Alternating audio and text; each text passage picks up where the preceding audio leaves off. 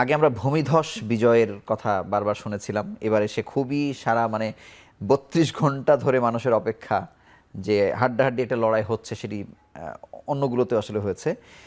এই নির্বাচন কোনো বার্তা জাতীয় নির্বাচনে দেয় কিনা এটার বাইরে যদি আমি আপনাকে বলি যে যতগুলো জরিপ হয়েছে, আমরা সবশেষ জরিপে দেখলাম যে বিএনপির ভোট হচ্ছে ৭০% এবং হচ্ছে জামাতের ১৯% বা ১৮% এরকম বলা হচ্ছে। আগেরগুলোতে খুব ৪% বা ১২% এরকম ছিল।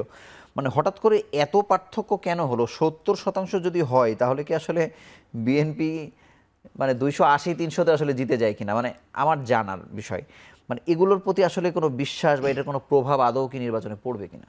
এই এমিনেন্স অ্যাসোসিয়েটসের যে রিসেন্ট জরিপটা এসেছে, আমি ওনাদের সেমিনারে ছিলাম। আমার কাছে মনে হয়েছে এই জরিপটা আসলে একটা আউটলায়ার। এইটার পদ্ধতিগতভাবে এখানে অনেকগুলো গলদ রয়েছে।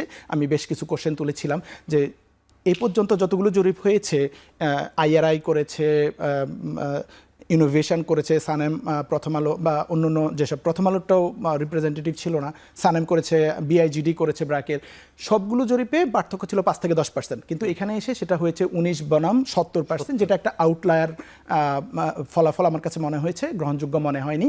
এটার বেশ কিছু কারণ আছে। তারা যে স্যাম্পলিংটা করেছে, যে প্রত্যেক ইউনিয়নে গিয়ে প্রতি আসন থেকে 2টো করে ইউনিয়ন চুজ করেছে এবং সেখান থেকে প্রতি ইউনিয়নে 30টা হাউস হোল্ডে 30 জনের রেসপন্স নিয়েছে।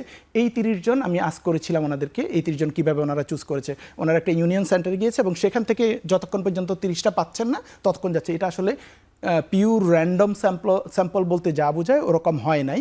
প্রথমত এটা। নাম্বার 2 হচ্ছে যে ওনাদের সার্ভেতে ভোট দিতে চাই না, ভোট দিব না, এরকম সংখ্যা আসছে 0.3%, যেটা খুবই আনইউজুয়াল। এটা হওয়ারই কথা না, কারণ অন্য কোনো সার্ভেতে এরকম আসে।